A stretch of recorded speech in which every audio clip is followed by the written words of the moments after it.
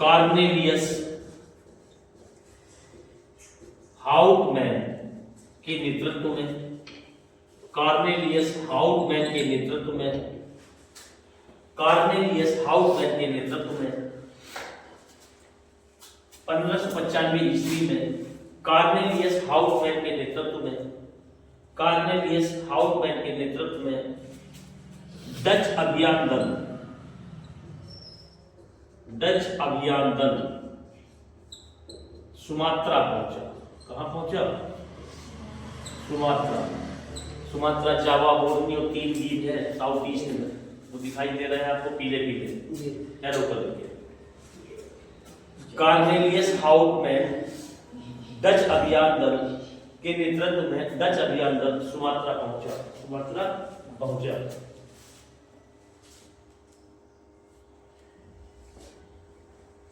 अगला पॉइंट लिखें। 1602 ईस्वी में, 1602 ईस्वी में, 1602 ईस्वी में, 1602 ईस्वी में विभिन्न डच कंपनियों को मिलाकर, 1602 ईस्वी में विभिन्न डच कंपनियों को मिलाकर, 1602 ईस्वी में विभिन्न डच कंपनियों को मिलाकर, 1602 ईस्वी में विभिन्न डच कंपनियों को मिलाकर, विभिन्न डच कंपनियों को मिलाकर हॉलैंड की सरकार ने, हॉलैंड की सरकार ने, हॉलैंड की सरकार ने, हॉलैंड की सरकार ने,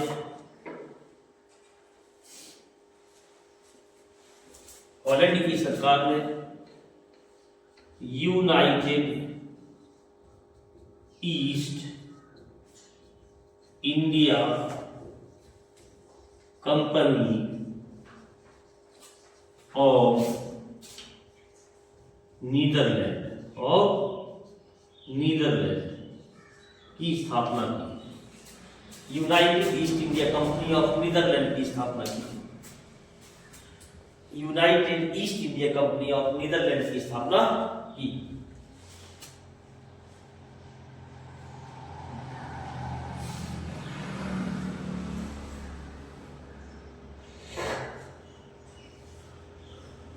अगला पॉइंट है सर्वप्रथम 1605 ईस्वी में, सर्वप्रथम 1605 ईस्वी में, सर्वप्रथम 1605 ईस्वी में, सर्वप्रथम 1605 ईस्वी में डच नौसेना नायक, डच नौसेना नायक, डच नौसेना नायक वांदेर हेग, वांदेर हेग, इसका नाम याद रखिएगा, वांदेर हेग के नेतृत्व में, के नेतृत्व में, वांदेर हेग के नेतृत्व में, वांदेर हेग के नेतृत्व में डचों का पहला अभियान दल भारत पहुंचा।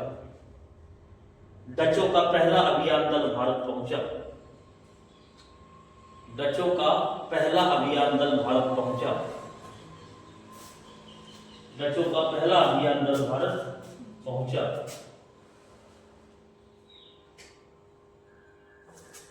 और भारत के पूर्वी तट पर, और भारत के पूर्वी तट पर, भारत के पूर्वी तट पर मसूलीपट्टनम, मसूलीपट्टनम, मसूलीपट्टनम, आप चाहे तो हिंदी में लिख दो, मसूलीपट्टनम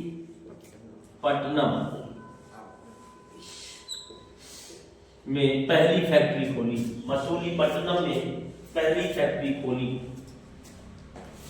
तमिलनाडु, अगर चाहे आपको क्वेश्चन करना है ना, याद रहेगा आपको, तमिलनाडु, हाँ तमिल लिख दो तो तमिलनाडु हो जाएगा। याद रखना, पूछ देता है कभी कभी मसूलीपट्टनम कहाँ है, बिमलीपट्टनम कहाँ है, ये तमाम शब्द है। अभी हम मैपिंग करते हैं तो क्लियर हो जाएगा। मसूलीपट्टनम तमिल है ना, तमिलनाडु में पहली फैक्ट्री खोली, ठीक है। पहली फैक्ट्री स्थापित करी। अगर देखें आधिकारिक रूप से तो अंग्रेजों ने भी पहली फैक्ट्री मसूलीपट्टनम में ही। देखो दो प्रकार से क्वेश्चन बनेगा कि पहली फैक्ट्री वास्तव में खोली थी इन लोगों ने 1611 ईस्वी में सूरत में। कहाँ पर? अगर अस्थाई आ जाए, ये अस्थाई फैक्ट्री थी अंग्रेजों की, इसकी इंग्लिश फैक्ट्री। तो 1613 ईस्वी में इन्होंने भी मसूलीपट्टनम में खोली थी। कहाँ खोली थी? मसूलीपट्टनम में। तो अगर इनकी आधिकारिक रूप से देखें तो मसूलीपट्टनम पहली फैक्ट्री है, सूरत अस्थाई है। फिर सॉरी एक मिनट, ये थोड़ा गड़बड़ हुआ है।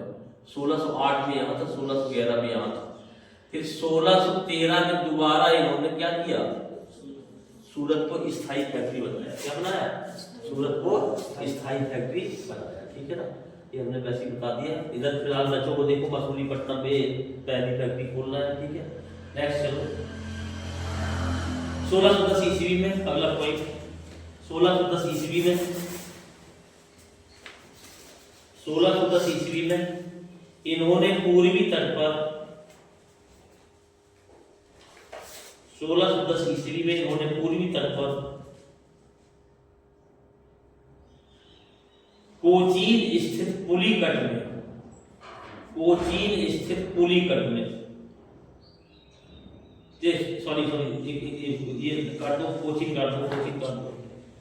1610 ईस्वी में इन्होंने पूर्वी तट पर स्थित पुलिकट में फैक्ट्री खोली, पुलिकट में फैक्ट्री खोली, पुलिकट में फैक्ट्री खोली और इसे अपना मुख्यालय बनाया, और इसे अपना मुख्यालय बनाया, और इसे अपना मुख्यालय बनाया। अभी हम मैपिंग कर देंगे तो और क्लियर हो जाएगा। 1610 ईस्वी में इन्होंने पूर्वी तट पर स्थित पुलिकट में फैक्ट्री खोली और इसे अपना मुख्यालय बनाया। ये यहीं पर स्वर्ण पैगोडा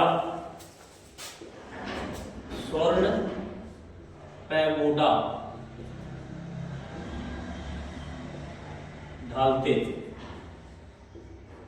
थे।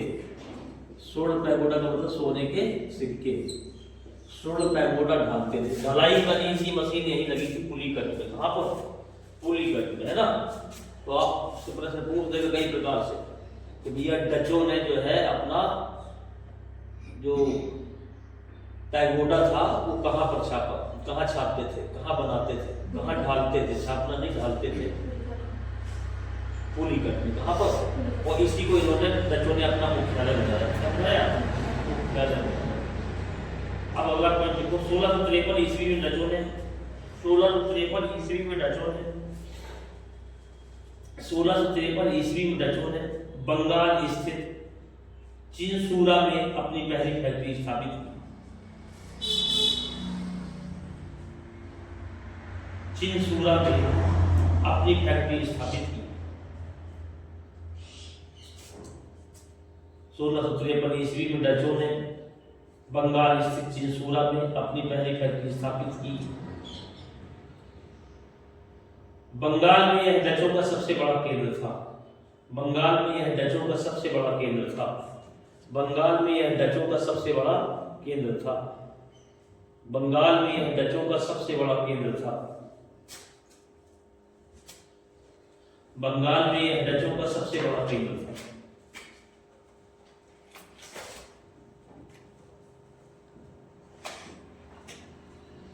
नेक्स्ट पॉइंट है डच भारत से सूती वस्त्र, डच भारत से सूती वस्त्र, डच भारत से सूती वस्त्र, नील, सोरा, कच्चा रेशम।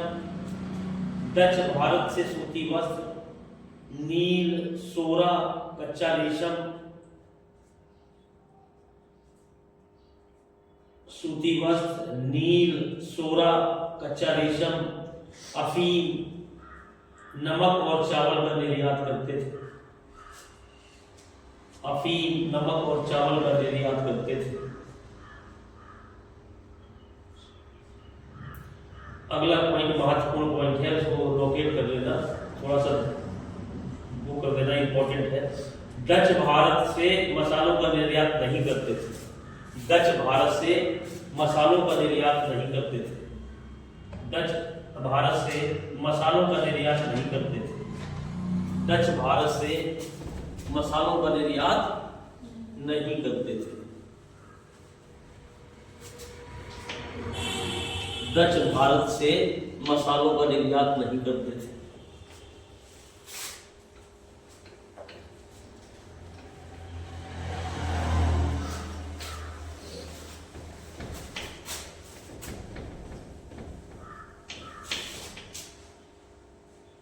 अब देखिए थोड़ा सा हम जो है छोटा सा मैपिंग कर लें ताकि कुछ चीजें क्लियर हो।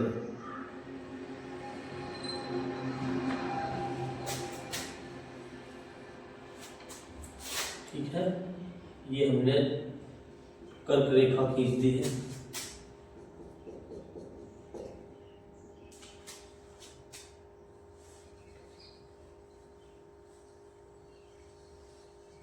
ऐसे मान लीजिए कि ये इंडिया है।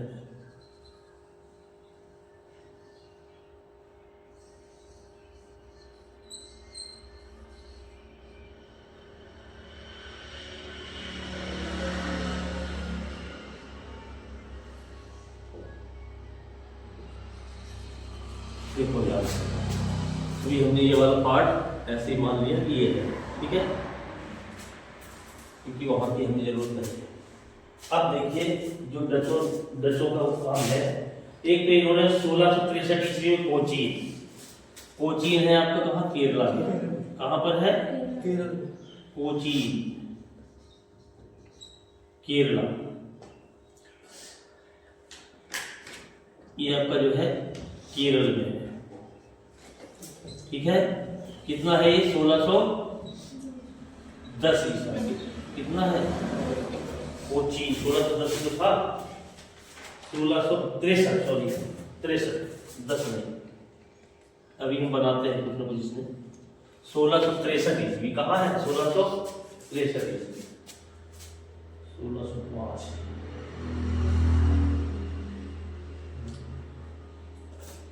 कनिकाली 1647, 1658 में है इनका नागपट्टनम, मसूलीपट्टनम, कनिकाल, 1645, 1658। मसूलीपट्टनम देखो, ये एरिया है तमिलनाडु वाला। कौन सा? यहाँ ध्यान रखना,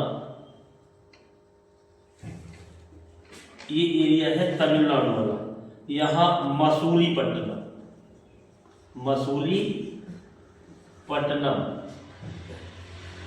यही इसके नीचे है करिकाल, ये 1605 ईस्वी में, ये 1645 ईस्वी में, यहीं पर है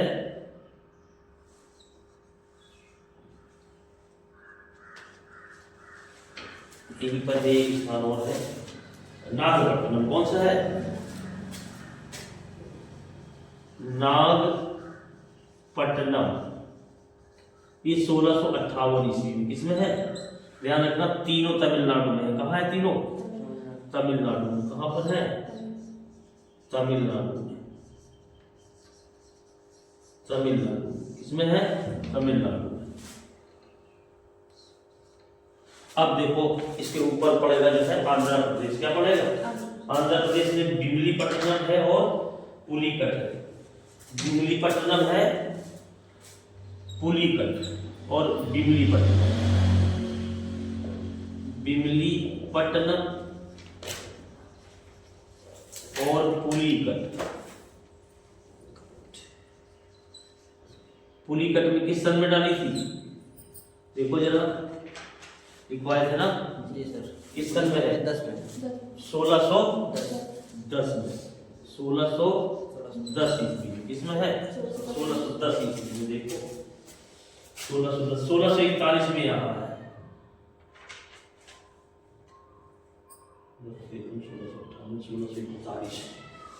1641। अब देखो ध्यान से, ये पड़ेगा आपका बंगाल वाला एरिया। कौन सा एरिया? यहीं पे है एक चिंसूरा। क्या है? चिंसूरा। यहाँ पर इन्होंने डाल दी फैक्ट्री, और एक यहाँ पर डाली उड़ीसा में। कहाँ पर? बालासोर। कौन सा? बालासोर है। हाँ, बालासोर है। चिंसूरा में 1653, बालासोर 1653 ईस्वी, और बालासोर में 1658 ईस्वी। बालासोर में 1658 ईस्वी। अब ध्यान से देखो इसको, ये वेस्ट बंगाल में चिंसूरा है। कौन सा है? चिंसूरा है। चिंसूरा,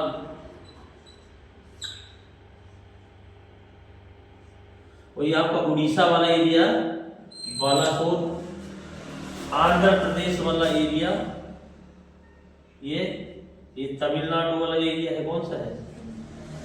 ये तमिलनाडु वाला एरिया है। अभी हम वो नहीं कर रहे हैं, तमिलनाडु वाला एरिया। ये आंध्र प्रदेश वाला एरिया है।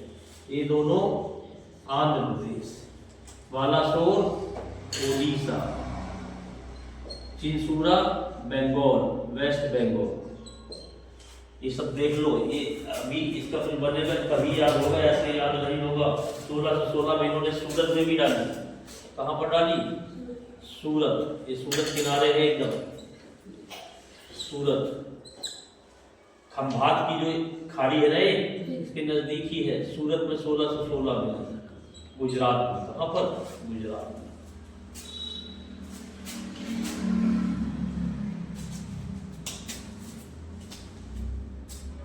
ये पश्चिमी तट है, ये पूर्वी तट है। नंबर 1 देख लो, 1605 ईस्वी, मसूरी पट्टनम। 1610 ईस्वी, पुलिकट।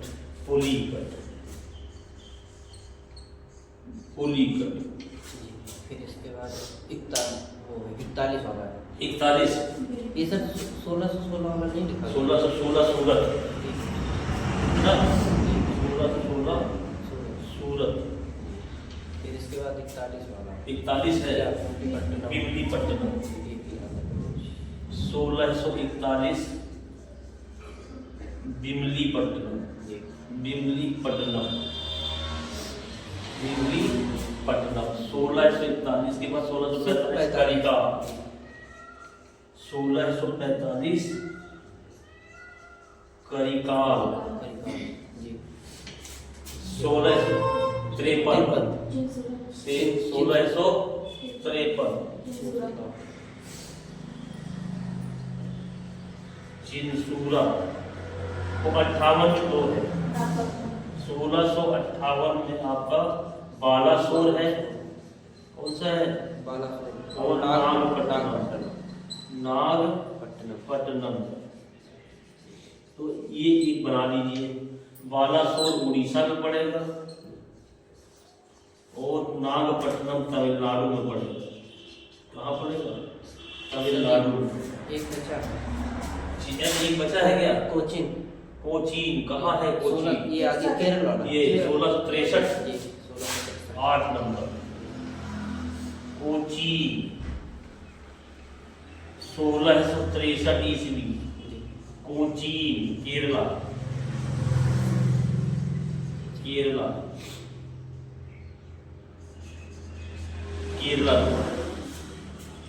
तो कुल मिलाकर के 1605 ईस्वी से लेकर 1663 ईस्वी के बीच डचों का मामला रहा। डच जो हमारे थे, डची थी।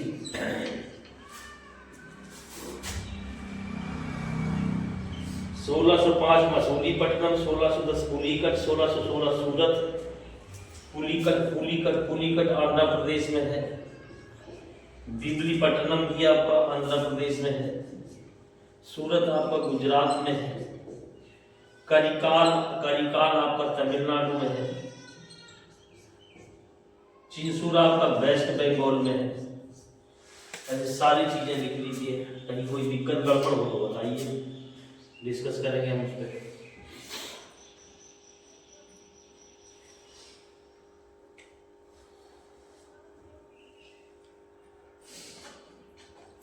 तो फर्स्ट फैक्ट्री कहाँ खोली? मसूलीपट्टनम। और दूसरी कहाँ खोली? फर्स्ट फैक्ट्री मसूलीपट्टनम में खोली, डचों ने।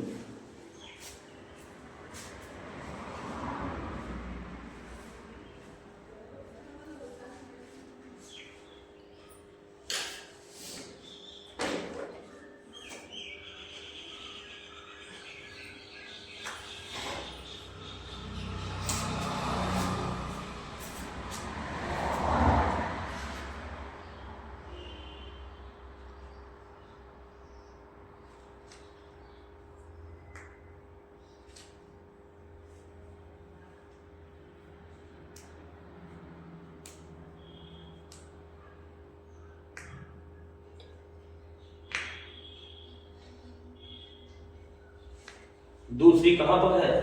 पुलिकट। दूसरी कहाँ पर है? सेकेंड पुलिकट। पुलिकट। अगर बंगाल में देखें तो चिनसूरा को इन्होंने, बंगाल में सबसे बड़ा स्थान था चिनसूरा। कौन सा? चिनसूरा डचों का। किसका? चिनसूरा डचों का सबसे बड़ा वो था।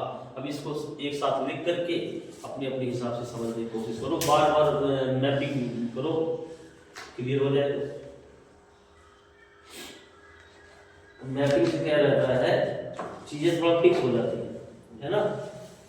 बिना मैपिंग के शब्द पढ़ोगे तो बार बार भूलना है उनको।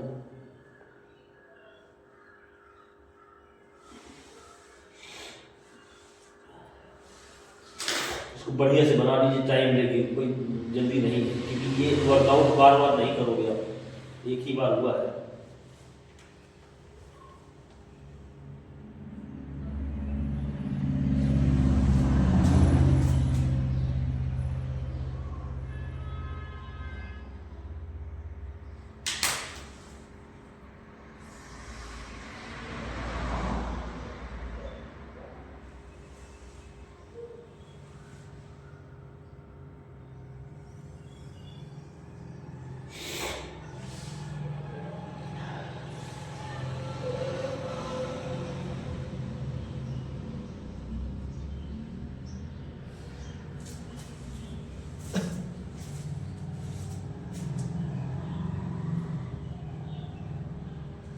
पूरा यही तट है।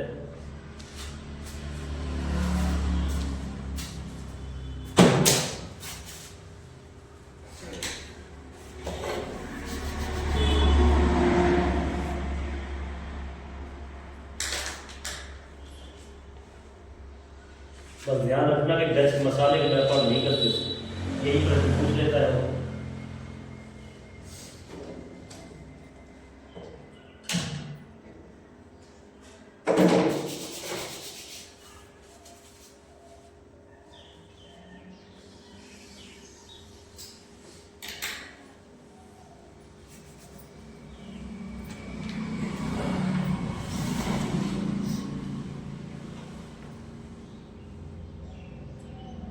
मैपिंग ध्यान से कर ली, एकदम ध्यान से, और लिख भी दिया मेरे को सामने की कोई दिक्कत हो तो। बालासोर उड़ीसा, बेबलीपट्टनम पुलिकट आंध्र प्रदेश, मसूलीपट्टनम करिकाड नागापट्टनम तमिलनाडु, कोचीन केरला, सूरत तो जानते ही हो गुजरात में है ना।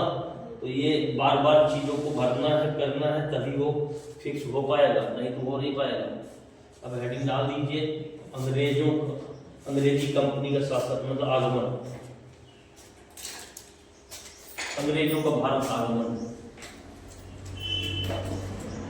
अंग्रेजों का भारत आगमन, अंग्रेजों का भारत आगमन।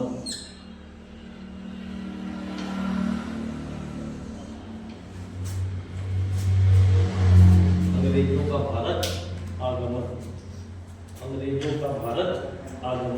अब देखिए जरा पहला पॉइंट, एलिजाबेथ प्रथम के समय, एलिजाबेथ प्रथम के समय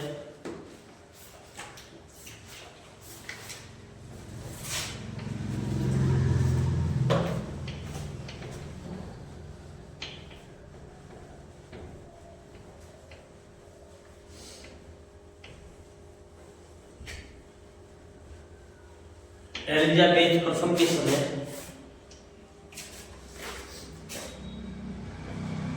एलिजाबेथ फर्स्ट, एलिजाबेथ प्रथम के समय, एलिजाबेथ प्रथम के समय 31 दिसंबर 1600 ईस्वी को, 31 दिसंबर 1600 ईस्वी को, 31 दिसंबर 1600 ईस्वी को एक विशाल व्यापारिक संघ की स्थापना की गई। 31 दिसंबर 1600 ईस्वी को एक विशाल व्यापारिक संघ की स्थापना की गई। एक विशाल व्यापारिक संघ की स्थापना की गई, जिसका नाम रखा गया,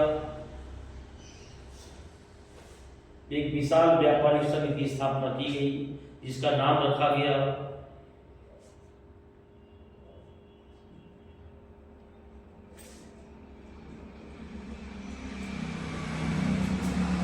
the governor and company, the governor and company of merchants of London trading into the East Indies.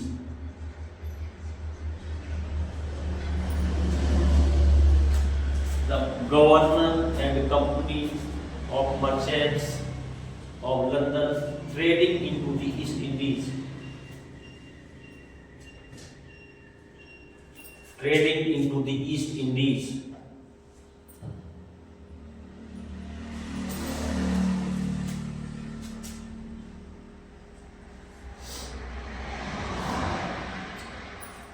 Trading into the east Indies.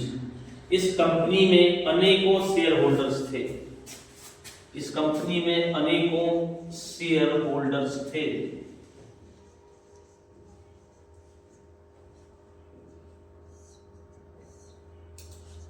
अनेकों शेयर होल्डर्स थे।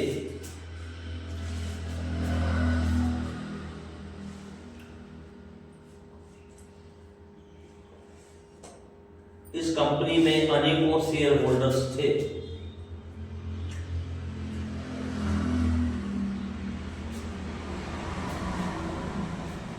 इस कंपनी में अनेकों शेयर होल्डर्स थे।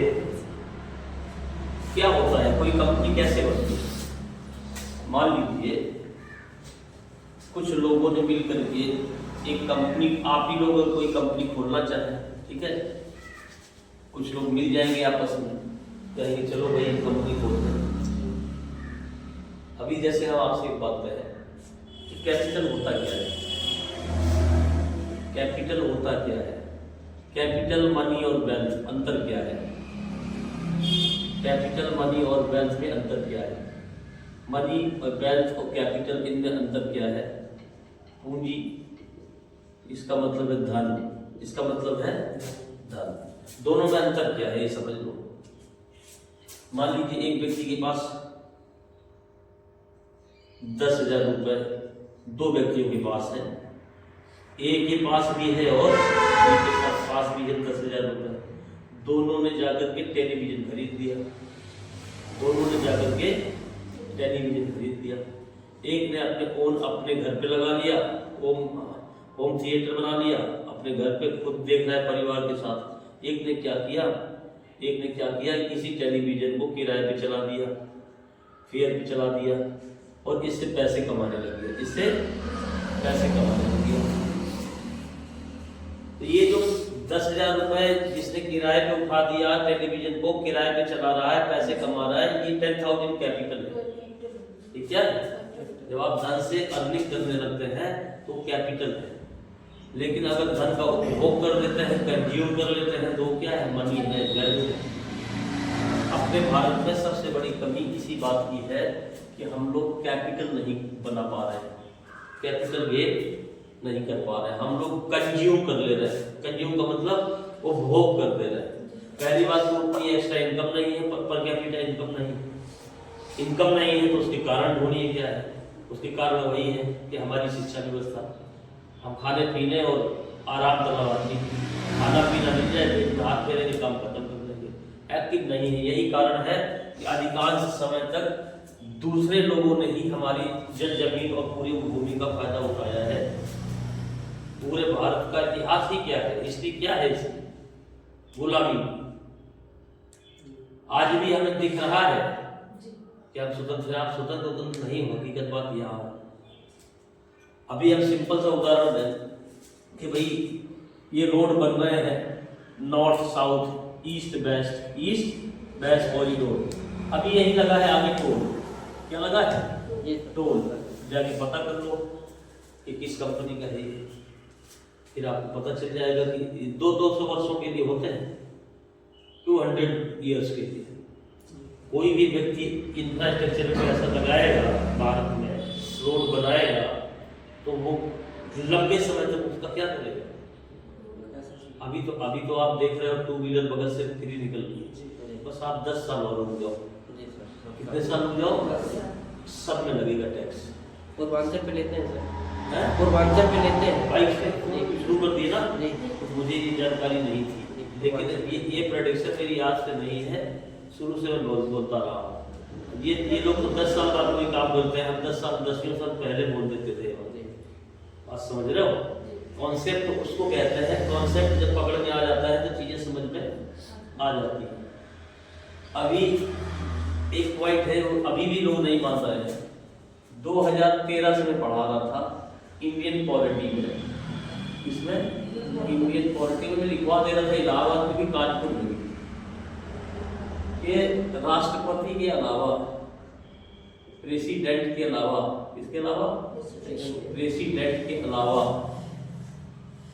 और कौन भारतीय जो व्यवस्था है, भारतीय जो व्यवस्था है, प्रेसिडेंट के अलावा और भी कोई है जो डेथ सेंटेंस को खत्म कर दे, इसको खत्म कर दे, यानी मृत्यु दंड को माफ कर दे, मृत्यु दंड को माफ कर दे।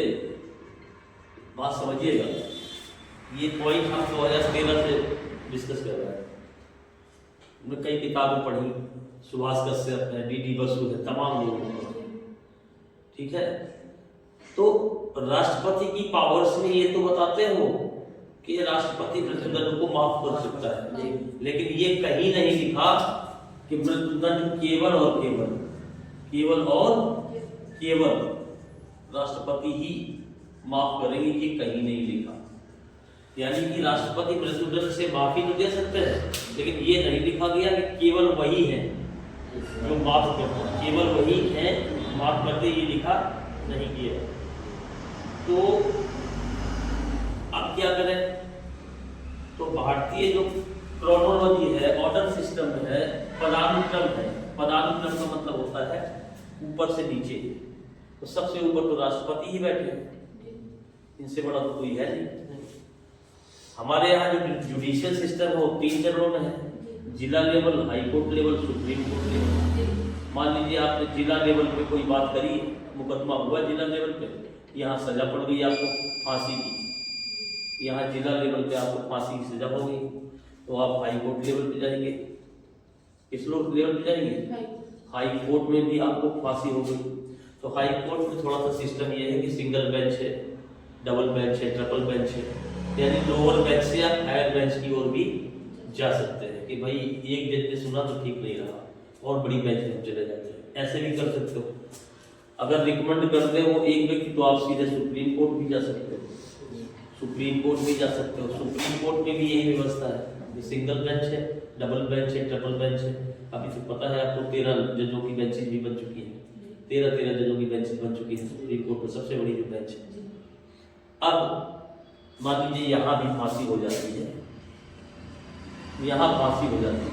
अब जब यहाँ भी फांसी हो जाएगी तो कहाँ जाएगी? राष्ट्रपति के पास माफी याचिका करनी थी। लेकिन सुप्रीम कोर्ट का जो चीफ जस्टिस है, क्या है? चीफ जस्टिस है। क्या इससे बड़ा कोई और भी है भारत में? क्या इससे बड़ा कोई और भी है भारत में प्रेसिडेंट के अलावा? राष्ट्रपति भाई इन्होंने दे दी, अब माफ ये करेंगे मीन्स ये बड़े हैं ये। तो इन दोनों के बीच में एक बंदा है एलजी दिल्ली, कौन? Lieutenant governor Delhi. हर प्रदेश में गवर्नर बैठता है, कौन बैठता है? राज्यपाल। कौन बैठता है? लेकिन दिल्ली में बैठता है लेफ्टिनेंट उपराज्यपाल। दिल्ली में कौन बैठा है? राज्यपाल। दिल्ली में कौन बैठा है? राज्यपाल। जैसे स्टेट में राज्यपाल राष्ट्रपति का प्रतिनिधि है, तो पहले तो प्रतिनिधि शब्द का मतलब समझो। प्रतिनिधि, प्रतिनिधि, प्रति का मतलब कॉपी होता है। क्या होता है? यानी कि वो कॉपी किसकी है? राष्ट्रपति। राष्ट्रपति ने उसे अपनी कॉपी दे दी है कि तुम भी मेरी कॉपी हो। यानी कि केंद्र में जो मैं कर सकता हूँ वही राज्य में आप भी कर सकते हैं। बस शर्त ये है कि आप हमारे प्रति रिस्पॉन्सिबल हो। हम समय समय पे आपको बुला लेंगे, पूछ लेंगे गलत किए हो कि सही किए। ऐसे ही दिल्ली में उपराज्यपाल भी प्रतिनिधि है किसका? राष्ट्रपति का। ध्यान से समझिएगा, उपराज्यपाल भी किसका है? वो राष्ट्रपति का। किसका? राष्ट्रपति का प्रतिनिधि का मतलब समझ लीजिए आप कि भाई मैं सबसे बड़ा हूं और मेरी कॉपी, स्वाभाविक बात है अब दूसरे नंबर पे आएगी। अरे भाई मुलायम सिंह यादव ने समाजवादी पार्टी बनाई, उनकी कॉपी कौन है? सुरेश। तो शिवपाल से रामगोपाल से आगे बढ़े हैं कि नहीं?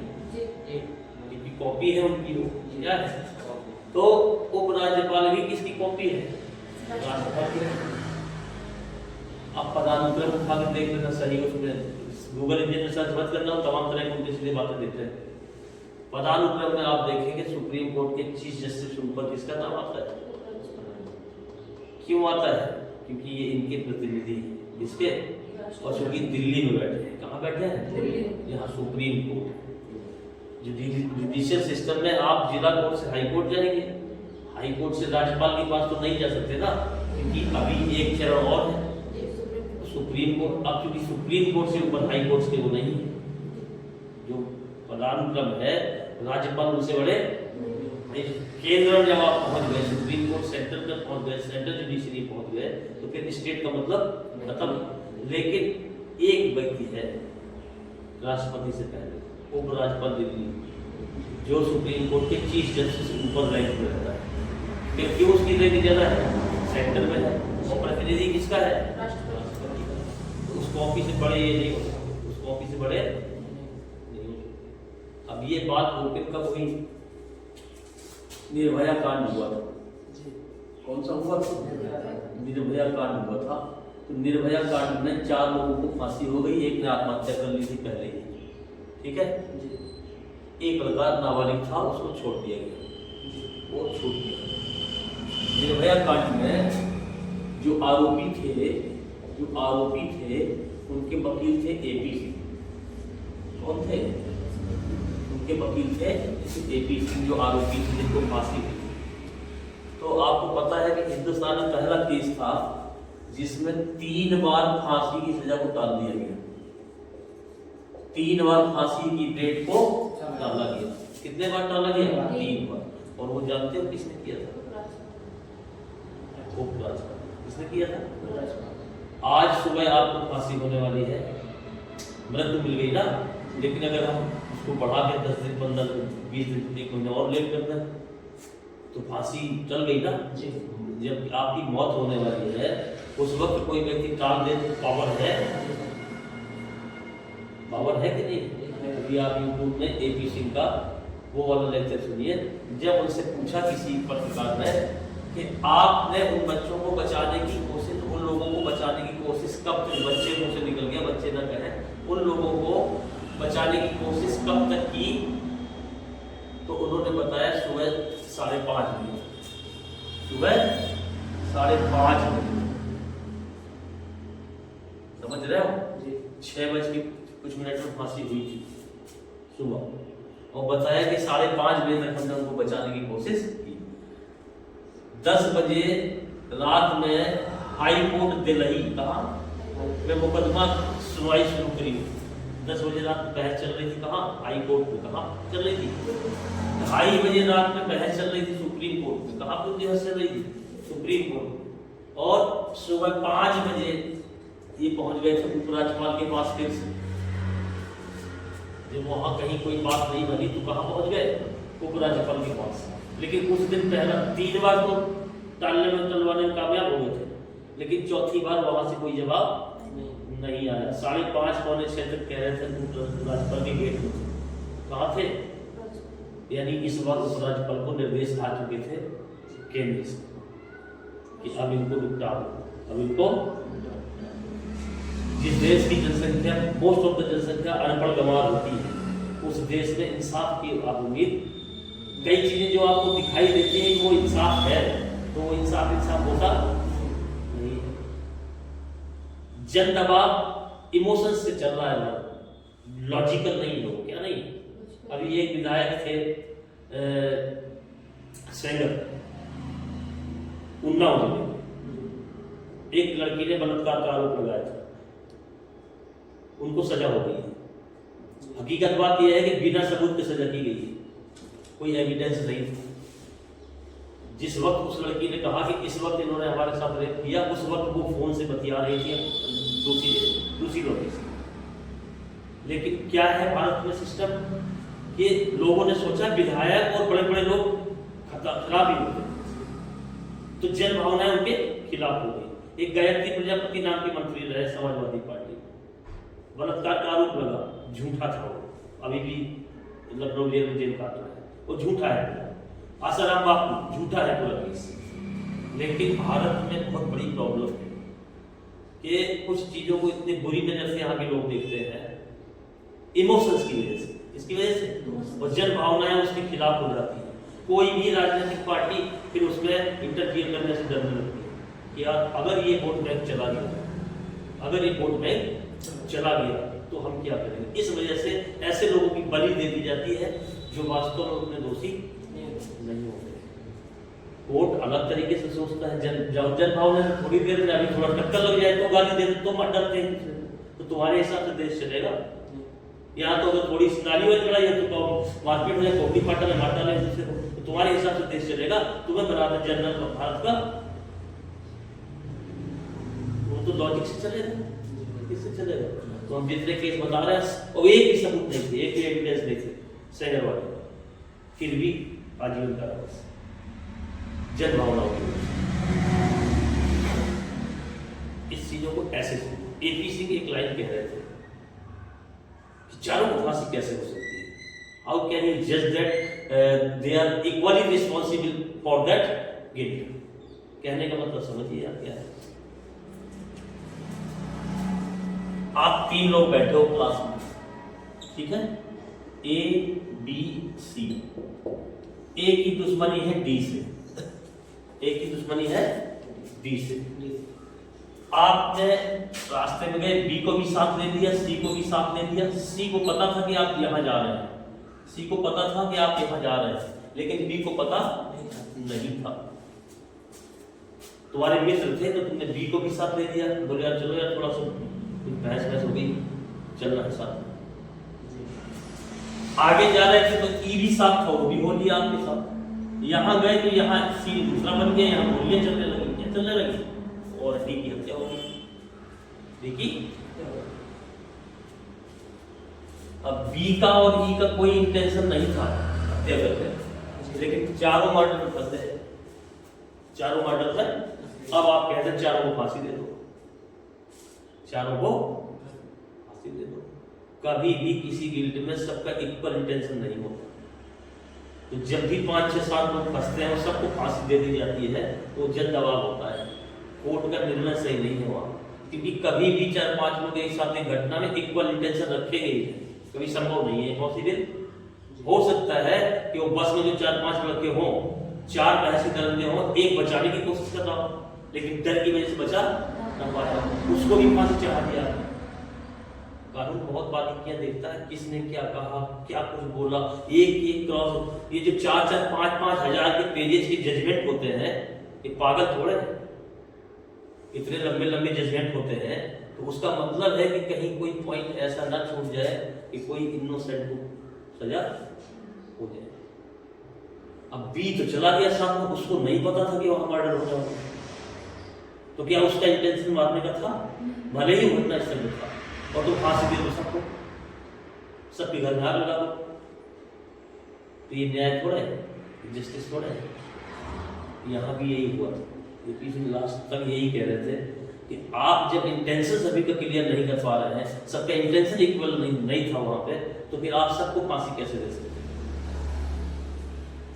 फांसी के तो खिलाफ है, इसके खिलाफ फांसी के खिलाफ। तो हमें नहीं लगता कि ये सजा ठीक है। जो प्रैक्टिकल सजाएं हैं वो तो ना उन चारों से पांचों से जीवन भर काम कराते, और वो जो आमदनी जाती है उनके घर को भेजते, उनको बंधक बना के जीवन भर काम कराइए ना, जिस लायक है वो, जिस काम के लायक है, बस उनको जीने के लिए भोजन और रहने के लिए घर दे दो। घर का मतलब बाहर नहीं, जेल, कस्टडी, ये जो अंदर डाले हो तुम सजा याफ्ता, उनको काम पे लगाओ ना, जिसके साथ वो किए हैं, जिसका घर का वो चारों कमाई करके उसके घर पहुंचाओ ना हर महीने। ये ज्यादा सही है कि वो 60 साल तक काम करो उस घर के लिए, रिटायरमेंट 60 के बाद होगा, और पूरी कमाई तुम्हारी मिल जाएगी, सीधे उनके अकाउंट में जाएगी जिसके साथ आपने किया है। तो कोई बात बने, फांसी पे लटका दिए तो फांसी पे लटका देने से क्या हो गया? वो तो बहुत सिंपल प्रोसेस है, किसी को मारना बड़ी सिंपल प्रोसेस है, बड़ी प्रोसेस थोड़े। तो यहाँ क्या है, चाहे छोटे आदमी हो चाहे बड़े आदमी हो, अन्याय दोनों के साथ हो रहा है। मकान मालिक, किराएदार, मकान मालिक मजबूत हुआ तो किराएदार के साथ नाइंसाफी करना है उसको, और किराएदार मजबूत हुआ तो मकान मालिक के साथ नाइंसाफी। न्याय किसी के साथ नहीं होना है इस देश में। उसका रीजन है, उसका रीजन बार बार हम कह रहे हैं कि यहाँ लोग खाने पीने में कमाने में लग जाते हैं, और उनका उद्देश्य खाने पीने कमाने बाइक उससे ज्यादा उठ ही नहीं पाता। क्यों नहीं उठ पाता? क्योंकि उन्हें पता ही नहीं कि एजुकेशन चीज है क्या, ये लॉजिक, ये सब चीजें हैं क्या, इससे उनको कोई लेना देना नहीं। उनका सीधा मतलब एजुकेशन में भी आएंगे तो पैसे कमा देंगे, कि नौकरी मिल जाएगी तो पैसे कमाएंगे, इसके अलावा और कुछ उनका नॉलेज से ये मतलब ही नहीं है कि नॉलेज क्या कहता है कि हम जिस देश में हैं उसके एक अच्छे नागरिक बन गए। इकोनॉमी तो अलग बात है, हम देखते नहीं है क्या, छोटे छोटे लगे 2.5 लाख की बाइक लेके घूम रहे हैं, हम 70,000 नहीं ले पाते इसमें नॉलेज होने के बाद।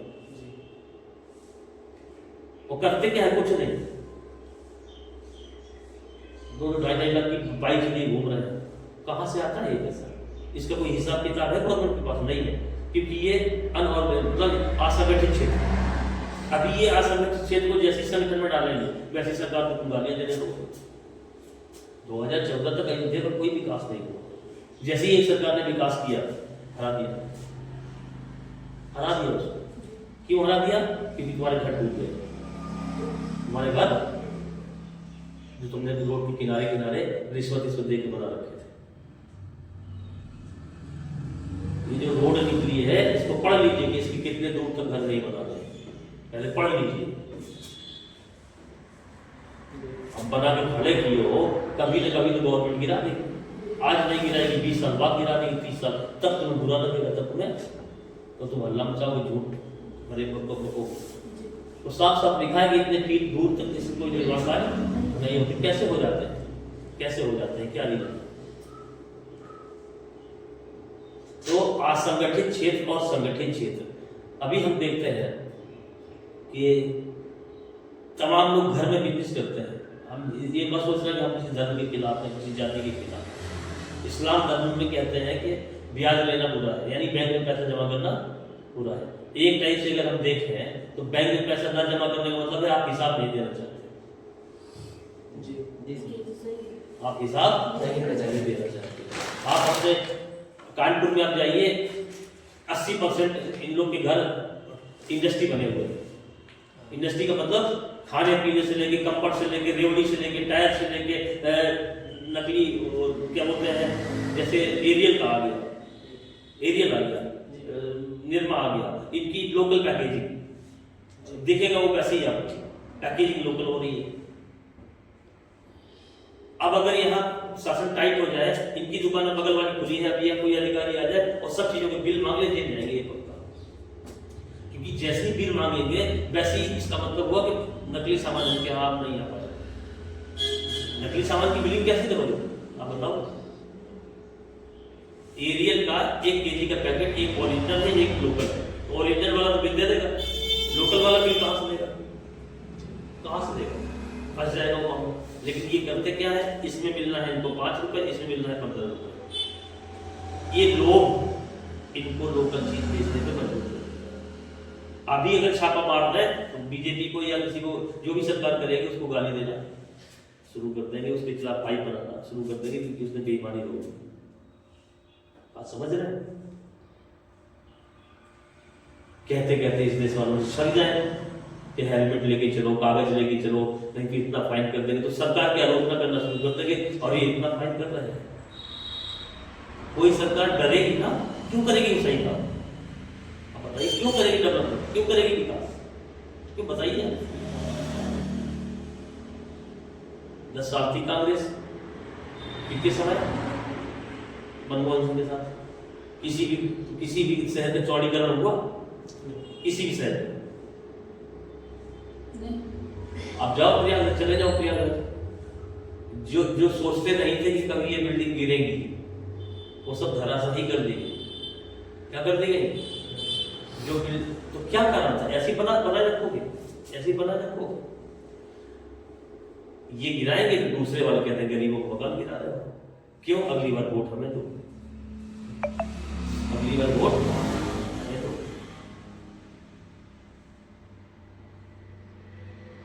ये भी लोकतंत्र की सबसे बड़ी निगेटिव वोट है। अगर कोई बता दो दिए 2014 के बाद इतना विकास हो गया है देश का, उसने उसको 2014 तो कभी नहीं हुआ, कभी नहीं हुआ, और उसी बार आ गए जिसका विकास किया। जी सर। तो विपिन यादव सही कहता है मुखिया कि तुम सही काम कर दो तो जेलों में जाना पड़ेगा जी। वो बोले हमारा नंबर आ गया था, लेकिन सारी चीजों के लाइव कवरेज थे, और सबसे बड़ी चीज ये थी कि पढ़ा लिखा मास्टर था, तो पुलिस भी उसके खिलाफ उस रूप में नहीं आई। बात समझ रहे हो ना? पढ़ाई लिखाई से पुलिस के साथ मिल जाता है कहीं न कहीं नैतिकता के इस रूप में। अगर आप पढ़े लिखे हैं और टीचिंग क्षेत्र से जुड़े हैं तो थाना के चेहरे के लोग नैतिकता के रूप में आपका सपोर्ट कर जाते हैं कि नहीं यार कोई गुंडा बवाली नहीं, कोई चोर चपाट नहीं है, टीचर है। इस आधार में बच गए हो, नहीं तो सबूत साइड रखे रहते जाए कोर्ट में दो। वहाँ पे दो, कोर्ट में दो जाकर के, वो कोर्ट में देते देते तुम मर जाओगे, 10 साल लग जाएंगे, तुम्हें सिद्ध करते होगे हमने दोष है। ये जिम्मेदारी उसकी है जिसके ऊपर केस लगाएंगे, वो सिद्ध करें। उनको दोषी सिद्ध नहीं करना है, तुम्हें सिद्ध करना है कि तुम निर्दोष हो। और ये कानून आज का नहीं है, अंग्रेजों के समय का, लेकिन फिर भी नहीं बदलता। अरे भाई आपने हमें दोषी बनाया। अब कितने लड़के जानते हैं इस बात को? हम बात कर रहे हैं तैयारी करने वालों से, जो तैयारी न करने वाले हैं उनको क्या पता है इससे? तो रोना तो तैयारी करने वालों से है ना। अभी हम सिविल सर्विसेज वालों के सामने ये सब नहीं पता उनको, हम सिविल सर्विस की तैयारी कर रहे हैं। अगर मतलब होता, पता होता तो एक्शन ना लेते उसी, लेकिन नहीं लेंगे, बिल्कुल नहीं लेंगे। क्यों नहीं लेंगे? क्योंकि हमें शब्द पढ़ के नौकरी पाके देश को बर्बाद करना है, और दूसरा काम हमारे पास ये है। तो कानपुर का हर मोहल्ले में ऐसे मोहल्ले बता दूं जहां हर दूसरा घर इन चीजों में लगा होगा। अब जो भी सरकार टाइट हो जाएगी वोट देंगे क्या उसको? नहीं, हमने पहले बहुत कमाई थी, बहुत पैसा जनता के पास रहता था। अरे चोरी कर करके चेक करके कमाते थे तो पैसा ना रहेगा। एक दलाल वर्ग था, इसको क्या बोल रहे हैं, मकान जमीन खरीदना है, पूरा मार्केट उसका कुछ काम है। ये दलाल पूरे खत्म हो गए नोटबंदी के बाद से। नोटबंदी हुई तो नोटबंदी का मतलब जानते हो, मार्केट में पैसा ना हो, जो चाहे वहां फंस गया, लैंड में फंसा दिया, फ्लैट में फंसा दिया, मकानों में फंसा दिया। तो ये पूरी दलाल जो खाते थे पैसे, हम लोग साल भर पढ़ा के लाख 2 लाख कमाते थे, 4 लाख कमाते थे, ये एक महीने में एक झटके में 2500 लाख, जो अगर मान लो एक प्रॉपर्टी है कोई 50 करोड़ की 100 करोड़ की बिकवा दी, दिन भर घूमते थे, पैसा जो आता था उससे खूब पीते थे, ऐसे करते थे, बाइक नहीं घूमना करते करते, वो सब कम हुआ। अब ये नेता बन गया ना, घूमते घूमते सब जगह घूमते, उसको अच्छा अनुभव हो गया दलाल। भाई 50 लोगों को पागल बनाना है तो उनकी बातचीत करने की क्षमता बढ़ जाएगी ना, तो वो रोड में घूम घूम के फिर बुराई करने लगे सरकार की, किसकी वो तारीफ करेंगे क्या, उनका धंधा चौपट हो गया। पर अब जनता के पास कहाँ पैसा है, जनता के पास न तब था न अब है। ये जो बीच वाले थे इनका बंद हो गया नोटबंदी से। 2000 रुपये पर डे निकालने को आपको मिला, कितने लोग हो यहाँ बैठे तो 2000 रुपये निकालते हो आज, बता दो मुझे। आज नहीं निकालते हो, 16 बार छोड़िए, कितने लोग हो जो 2000 रोज निकाल के लाते हो। तो दिक्कत किनको हुई थी, दिक्कत उनको हुई जिनके 500-500 करोड़ गए जी। बात समझो, मास्टर स्ट्रोक था उनका। तो भाई 70-75 सालों से जो देश में हो रहा, कोई भी व्यक्ति अपने प्रतिद्वंदी को कैसे मारना चाहेगा, जान से मारने जो होते नहीं, उसके इकोनॉमिक सिस्टम को काट दिया। अगर आप अपने प्रतिद्वंदी को तबाह करना चाहते हो तो उसके इकोनॉमी जो आने वाली संसाधन है उनको काट दीजिए कहीं ना कहीं से, वो इकोनॉमी टूट जाए उसकी, तो खत्म हो गया। यही किया है तो 70-75 सालों से जो पैसा कांग्रेस के पास या किन्हीं और लोगों के पास पड़ा था उसको ब्लॉक कर दिया। देखो ध्यान से, 500 का 1000 करोड़ जब बंद हुआ, ध्यान से समझिएगा, तो ये 15.5 लाख की, कितना 15.5 लाख करोड़ की पूरा वो था। ध्यान से समझो, ठीक है, 15.5 लाख करोड़ का था 500 एक 1000 करोड़ का एस्टीमेट जो मार्केट में पड़ा हुआ, पड़ा हुआ, इसको हमने बड़े अच्छे से कवर किया था उस समय। ये था शुरू में अंदाजा ये था कि 9 से 10 लाख करोड़ के आसपास वापस आ जाएगा। 15.5 लाख करोड़ के नोट पड़े हैं 500-1000 के समाज में, सोसाइटी में, तो जब वापस जाएंगे तो 9 से 10 लाख करोड़ वापस आ जाएगा, 5.5 से 6 लाख करोड़ वापस नहीं आएगा। तो ये जो 5.5 से 6.5 लाख करोड़ है, ये सरकार राजकोषीय घाटा बांटने में लगा देगी।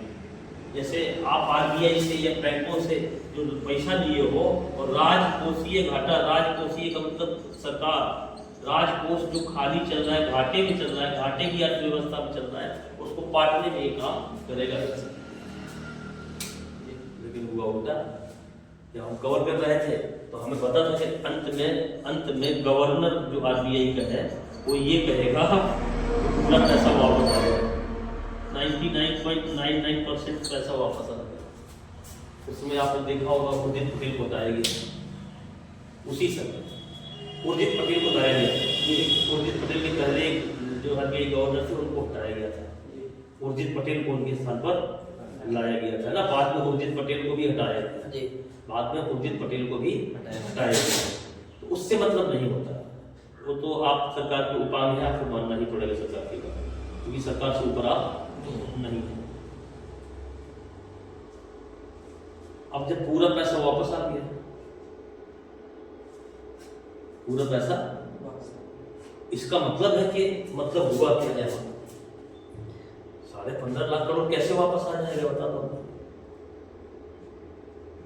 जितने दिनों से वो पैसा भारतीय समाज में पड़ा है ना, भारतीय जो शादियां होती है ना, या